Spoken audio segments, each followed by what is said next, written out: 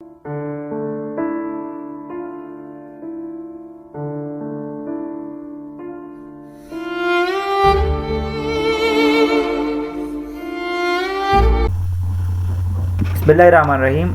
आज हम लोग इन्फ्लेशन के बारे में देखेंगे और उसके कासेस के बारे में देखेंगे और उसके सॉल्यूशंस को भी देखने की कोशिश करेंगे, क्योंकि ये एक हॉट टॉपिक है कि इन्फ्लेशन पाकिस्तान में बहुत है, तो हम इसको देखने की कोशिश करते हैं। अगर आपको हमारी ये वीडियो अच्छी लगे तो आप इस वीडियो को लाइक भी कर सकते हैं और चैनल को सब्सक्राइब भी कर सकते हैं, ताकि नई वीडियोज़ के साथ आप जुड़े रहें। तो जो इन्फ्लेशन है, इन्फ्लेशन को सिंपली डिफ़ाइन किया जा सकता है कि राइज इन प्राइसेस, की कीमत में बढ़ाव। कोई भी कीमत हो सकती है, वो किसी एसेंशियल कमोडिटी की हो सकती है, वो स्पेशली खाने वाली चीज़ों की हो सकती है, एडिबल फूड की हो सकती है जिसके बगैर ज़िंदा नहीं रहा जा सकता, या फिर decrease in purchasing power of a currency.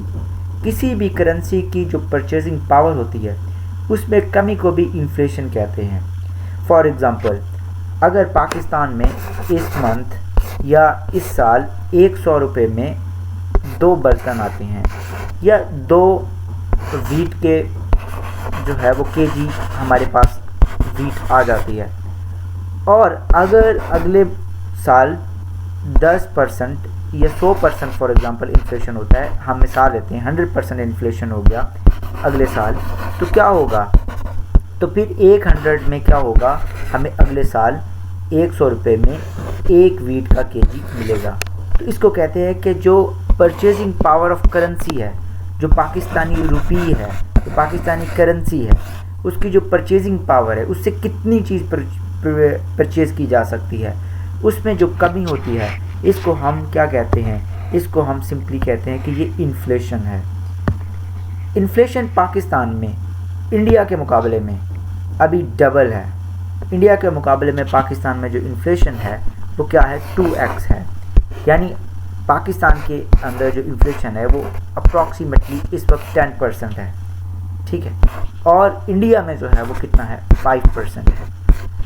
इसी तरह से डिस्पाइट दैट, बावजूद इसके कि जो टर्की है ये दुनिया की बड़ी इकॉनमीज़ में से एक इकॉनमी है, लेकिन वहाँ भी क्या है? इन्फ्लेशन है, और वहाँ पे इन्फ्लेशन पाकिस्तान से कितना है? 9 गुना ज़्यादा इन्फ्लेशन है। और अगर हम अर्जेंटाइन की बात करें तो वहाँ पे तो इन्फ्लेशन जो है वो 51% के करीब है, जो कि बहुत ज़्यादा है।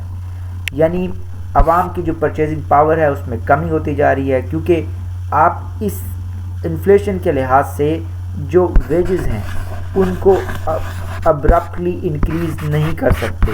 आप ऐसा नहीं कर सकते इकॉनमी में।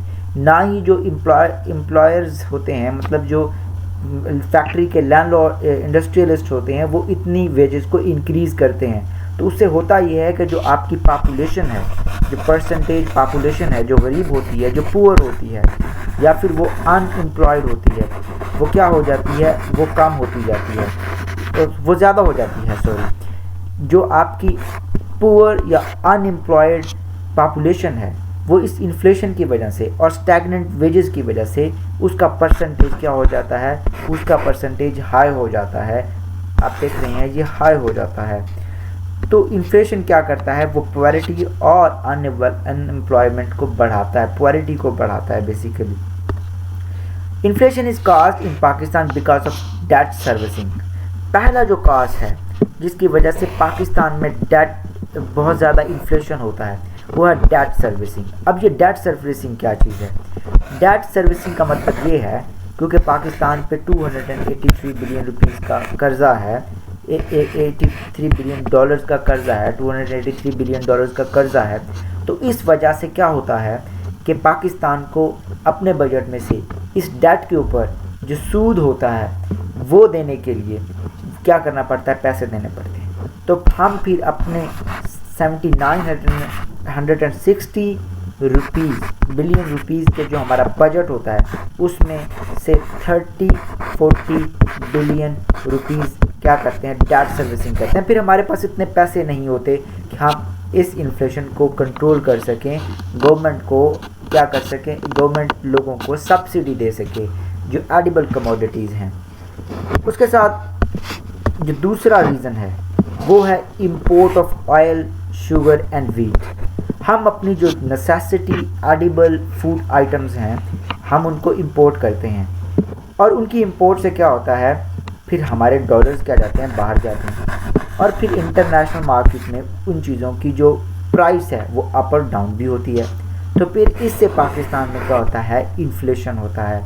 पाकिस्तान में इन्फ्लेशन होता है, पाकिस्तान में जो करेंसी है उसकी वैल्यू गिर जाती है क्योंकि हम इंपोर्ट करते हैं ये सारी चीज़ें। उसके बाद थर्डली ऑयल इंपोर्ट। अब ऑयल पाकिस्तान में बहुत इंपॉर्टेंट है, क्यों? क्योंकि आपकी जो ट्रांसपोर्ट होनी है फूड की वो इसी से होनी है।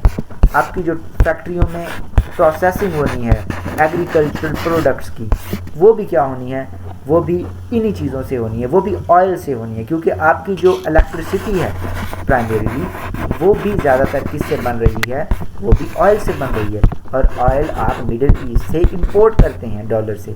अब इंटरनेशनल मार्केट में क्या होता है कि ऑयल की प्राइसेस जो होती हैं वो करती हैं फ्लक्चुएट, वो बहुत फ्लक्चुएट करती हैं। यानी पहले कुछ साल पहले तक, कोई 5-7 साल, वो 17 जो है वो डॉलर्स तक बैरल बिकता रहा। अब उसकी प्राइसेस हो गई हैं 2x। तो पाकिस्तान का जो इंपोर्ट बिल है वो भी क्या हो गया है, वो इंपोर्ट बिल भी बढ़ गया है इसकी वजह से। अब जब ऑयल प्राइसेस की फ्लक्चुएशन होती है इंटरनेशनल मार्केट में, तो पाकिस्तान में भी उसकी प्राइसेस ऑयल की बढ़ानी पड़ती है। उससे फिर ट्रांसपोर्ट की कॉस्ट और फैक्ट्री में प्रोसेसिंग की कॉस्ट के बाद आपकी जो एडिबल आइटम्स होती हैं वो महंगी हो जाती हैं, आपकी वो खाने पीने की चीज़ें जो होती हैं वो महंगी हो जाती हैं। So prices fluctuation leads to unprecedented और unexpected price hike. Then environmental crisis. Environmental crisis भी इन्फ्लेशन में डायरेक्टली एक रोल प्ले करता है। फॉर एग्जांपल हमने देखा कि जो टिड्डी दल का हमला हो गया, ठीक है, तो वो जो एनिमल्स हैं वो कहाँ से आते हैं, वो जो स्मॉल इंसेक्ट्स हैं जो आपकी फूड क्रॉप्स को तबाह करते हैं वो कहाँ से आते हैं, वो इन्वायरमेंटल क्राइसिस से आते हैं। फिर रेन आ जाती है या फिर ड्राउट आ जाता है, तो एक्सट्रीम वेदर पैटर्न्स आ रहे हैं और वो अनप्रिडिक्टेबल हैं, जिसकी वजह से हमारी जो प्रोडक्ट है, जो हमारी एग्रीकल्चर प्रोडक्ट है वो क्या होती जा रही है, वो कम होती जा रही है, वो उतनी नहीं है जितनी होनी चाहिए। क्योंकि कभी पानी ज़्यादा, उससे भी आपका प्रोडक्ट ऊपर नीचे हो जाता है, और कभी पानी नहीं अवेलेबल होता है ड्राउट की वजह से, उससे भी। तो पाकिस्तान जो है वो इससे डिस्ट्रक्शन होती है क्रॉप्स की। तो पाकिस्तान को अगर हम देखें तो 7th रैंक है वल्नरेबिलिटी इंडेक्स के ऊपर हमारा, कि हम 7th नंबर पे दुनिया पूरी में इन्वायरमेंट से वल्नरेबल कंट्री हैं जिनको इम्पैक्ट पड़ सकता है। तो ये भी इन्फ्लेशन काज करता है, इन्वायरमेंटल क्राइसिस। अब इनके सॉल्यूशंस क्या हैं? सॉल्यूशन सिंपल है कि हमें क्या करना पड़ेगा, दुनिया में रिस्पॉन्सिबल कंट्री के तौर पे सोलर जो एनर्जी है उसके पोटेंशियल को टैप करना पड़ेगा। हमें अपनी इलेक्ट्रिसिटी को क्या करना पड़ेगा, इससे करना पड़ेगा। और विजन 2025 में भी यही कहा हुआ है कि हमें सोलर पे अपनी एनर्जी को प्रोड्यूस करना, और फिर हमें हाइड्रो पावर जो पोटेंशियल है हमारा उसको टैप करना पड़ेगा, हमें डैम्स बनाने पड़ेंगे, हमें इलेक्ट्रिसिटी सस्ती बनानी पड़ेगी, उससे हमारा इन्फ्लेशन कंट्रोल होगा। क्योंकि ऑयल की प्राइसेस के फ्लक्चुएट होने से इलेक्ट्रिसिटी महंगी होती है और उससे फिर आपका इन्फ्लेशन भी होता है। तो हमें क्या करना पड़ेगा, हमें इलेक्ट्रिक व्हीकल्स को भी क्या करना पड़ेगा, प्रमोट करना पड़ेगा। उससे होगा ये कि वो इलेक्ट्रिक व्हीकल जो सोलर पैनल पे चार्ज होने वाली होंगी, अगर हमने अपनी सारी की सारी एनर्जी काफ़ी ज़्यादा मकदार सोलर पे या हाइड्रो पावर पे कर दी, तो फिर उसका बेनिफिट ये होगा कि हमारी जो ट्रांसपोर्ट की कॉस्ट है वो कम रहेगी, तो फिर इन्फ्लेशन कम होगा। फिर उसके बाद जो एक और चीज़ हमें लेनी चाहिए वो ये है कि giving incentive for cultivation of food commodities in fields and modernise agriculture sector. हमें अपने एग्रीकल्चर सेक्टर को मॉडर्नाइज करना पड़ेगा। अनफॉर्चुनेटली हमारा जो एग्रीकल्चर सेक्टर है वो अभी भी क्या है, वो आउटडेटेड मेथड वहाँ पे यूज़ किए जाते हैं।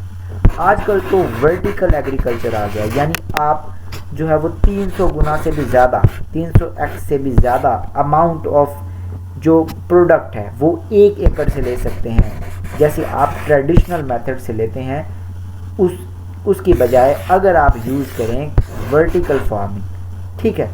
और उसके बाद हमें अपने इम्प्रूव्ड सीड्स को यूज़ करना पड़ेगा, और उसके बाद हमें हमारे इन्वायरमेंटल क्राइसिस को भी टैकल करना पड़ेगा ताकि हमारी जो फूड है उसकी जो प्रॉब्लम्स हैं उसको कम किया जा सके।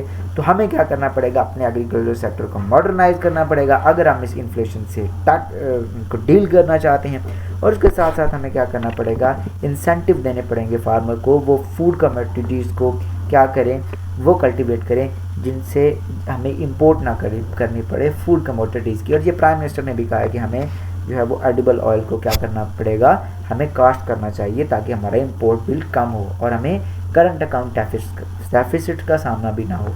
मुझे उम्मीद है आपको यह लेसन अच्छा लगा होगा। अगर आपको ये लेसन अच्छा लगे तो आप हमारी वीडियो को लाइक कीजिएगा और उसके बाद चैनल को सब्सक्राइब भी कर सकते हैं। शुक्रिया।